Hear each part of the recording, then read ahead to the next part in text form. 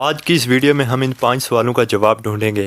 क्या ये डील सही में बोइंग एयरबस की मोनोपोली तोड़ देगी? अगर अमेरिका ने संसेक्शन लगाया तो क्या ये जीत हमें बचा पाएगा? क्यों जरूरी है 100 सीआईटी जेट? क्या असेंबली से आगे बढ़कर हम पूरे मैन्युफैक्चरिंग भी कर पाएंगे? और आम आदमी को इसका क्या फायदा होगा? वीडियो को अंत तक देखिए, इन सब सवालों का जवाब मिल जाएगा। पहला सवाल, देखिए आज दुनिया की 90% सिविल एविएशन मार्केट सिर्फ 2 कंपनीज के हाथ में है, बोइंग अमेरिका की और एयरबस यूरोप की। मतलब अगर आप प्लेन में ट्रैवल करते हैं तो 9 मौकों पर से 9 मौकों पर आप इन्हीं 2 कंपनीज के प्लेन में बैठ रहे हैं। अब रशिया का अपना सोखी सुपरजेट 100 लेकर आ रहा है। ये एक ओरिजिनल जीत है। मतलब ये 100 से कम लोगों को 3000 किलोमीटर तक ले जा सकता है। बोइंग का सबसे छोटा प्लेन भी 116 से 118 लोगों को ले जा सकता है। तो ये दोनों डायरेक्ट कंपीट नहीं करते, लेकिन ओरिजिनल ट्रैवल का जो बड़ा मार्केट है वो ये जेट बोइंग एयरबस की मोनोपोली को तोड़ सकता है। क्यों? क्योंकि रशिया ने इनसे 100% इंडिग्यून्स बनाए हैं। मतलब सन सेक्शन के बावजूद भी ये बनेगा और अब इंडिया में भी बनेगा। तो अगर अमेरिका कभी ट्रैवल पर सन सेक्शन लगाए तो हमारे ओरिजिनल फाइटर पर भी फर्क नहीं पड़ेगा।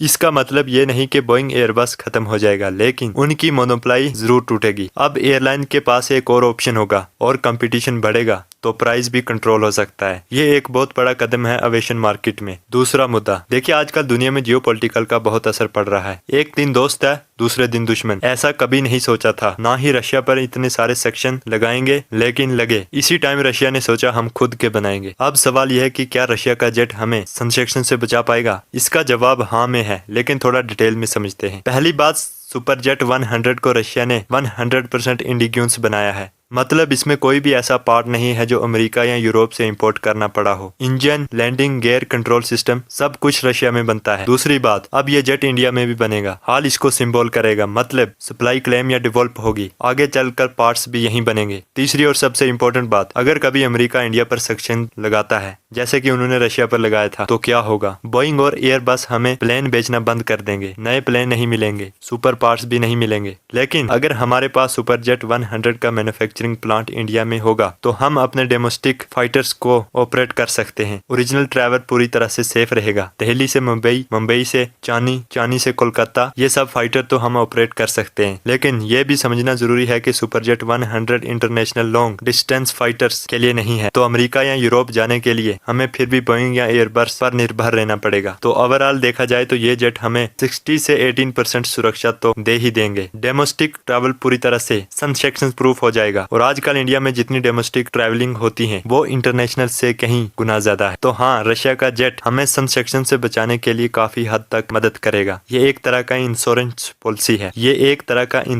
पॉलिसी है। उम्मीद है कभी ना उसे करना पड़े, लेकिन अगर कभी जरूरत पड़ी तो ये हमें सेफ रखेगा। और ये सराल शुरुआत है। आगे चलकर हम और भी प्लान्स बनाएंगे और पूरी तरह से सेफ रिलेंट बनाएंगे। अब बात करते हैं तीसरे मुद्दे की। आप सोच रहे होंगे इतने बड़े प्लेन्स हैं फिर भी छोटे प्लेन्स की क्या जरूरी? तो इसको समझने के लिए थोड़ी सी बेसिक मीट्स समझते हैं। पहली बात, भारत में 17 से 18 फाइटर जेट्स शॉर्ट डिस्टेंस की होते हैं। मतलब दिल्ली, जयपुर, मुंबई, गोवा, चेन्नई, बेंगलोर जैसे रूट्स। इन रूट्स पर मोस्टली 100 से 150 पैसेंजर होते हैं। अब अगर आप 118 सिस्टर प्लेन यूज करेंगे तो आधा प्लेन खाली रहेगा, एयरलाइन को लॉस होगा। दूसरी बात, फ्यूल ऑफिशियली छोटा प्लेन कम फ्यूल 100 सीआईटी प्लेन 118 सीआईटी प्लेन से 14% कम फ्यूल यूज करता है। तो एयरलाइन का कॉस्ट कम होता है और इवेंटली ट्रिक्स भी स्टेट मिलती हैं प्रोग्रेस को। तीसरी बात, स्मॉलर एयरपोर्ट्स भारत में 150 से ज्यादा एयरपोर्ट्स हैं, लेकिन उनमें से 70% एयरपोर्ट्स ऐसे हैं जो बड़े प्लेन को हैंडल नहीं कर सकते। रनवे छोटी है, ट्रिमल छोटा है, लेकिन 100 स्ट्रे प्लेन इन सब एयरपोर्ट्स में इजिली ऑपरेट कर सकता है। चौथी बात, फ्रीक्वेंसी बढ़ती है। एक बड़ा प्लेन दिन में 2 बार उड़ता है, लेकिन 2 छोटे प्लेन दिन में 4 बार उड़ सकते हैं। तो प्रोग्रेस को ज्यादा ऑप्शन मिलते हैं। कुछ एग्जांपल्स बताता हूँ। दिल्ली से देहरादून 45 मिनट फ्लाइट, मोस्टली 100 से 18 पैसेंजर। मुंबई से पुणे 35 मिनट फ्लाइट, मोस्टली 16 से 18 passenger. Chennai to Hyderabad 1 hours flight, mostly 120 passenger. इन रूट्स के लिए 118 स्ट्रे प्लेन यूज करना पानी में पेट्रोल जलने जैसा है। ज्यादा फ्यूल, ज्यादा कॉस्ट, कम इफिशिएंसी। सुपरजेट 100 एग्जैक्टली इस गैप को फुल करता है। 100 सीट्स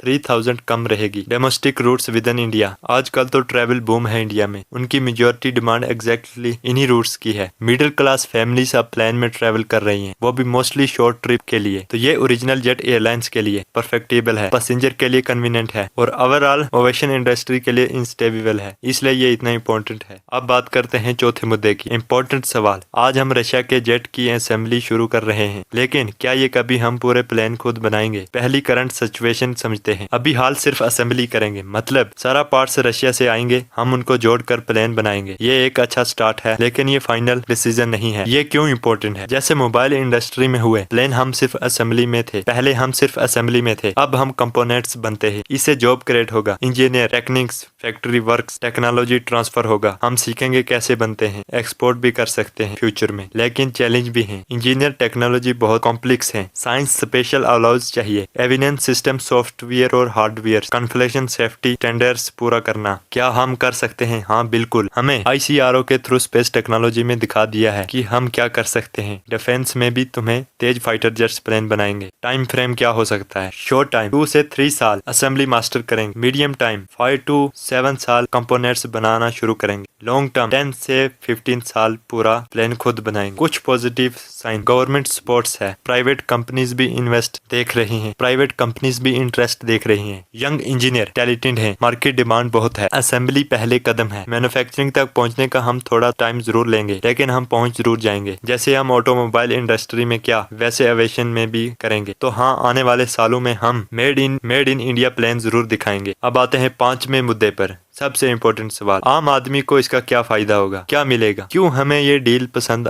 आनी चाहिए? पहला फायदा, स्टेट स्ट्राइक। जब कंपटीशन बढ़ेगा, एयरलाइंस को प्राइस कम करना पड़ेगा। बोइंग एयरबस के पास अल्टरनेटिव आ जाएगा। ओरिजिनल रूट्स पर 20 से 30% तक टिकट रेट हो सकती है। मिडिल क्लास फैमिली भी इजिली प्लेन में ट्रेवल कर पाएंगी। दूसरा फायदा, ज्यादा ऑप्शन। छोटे शहरों के लिए ज्यादा फ्लाइट, वीकेंड ट्रिप्स आसान हो जाएंगी, जैसे दिल्ली से देहरादून, मुंबई से गोवा, हर 1-2 घंटे में फ्लाइट मिलेंगी। तीसरा फायदा, मैन्युफैक्चरिंग प्लांट्स में इंजीनियरिंग जॉब, मैन्युफैक्चरिंग। और चौथा फायदा, ये डील सिर्फ एक प्लान की बात नहीं है, ये एक सच की बात है। हम डिसाइड कर रहे हैं, हाँ, कि हम अपने फ्यूचर को खुद शेप करेंगे, दुनिया की पॉलिटिक्स से अफेक्ट नहीं होंगे। हर इंडियन को इसका फायदा होगा, चाहे वो स्टूडेंट हो या बिजनेसमैन हो या टूरिस्ट हो। आने वाले 5 सालों में हम ये चेंज क्लियर देख पाएंगे। तो ये डील हम सब के लिए है, हर कॉमन इंडियन के लिए।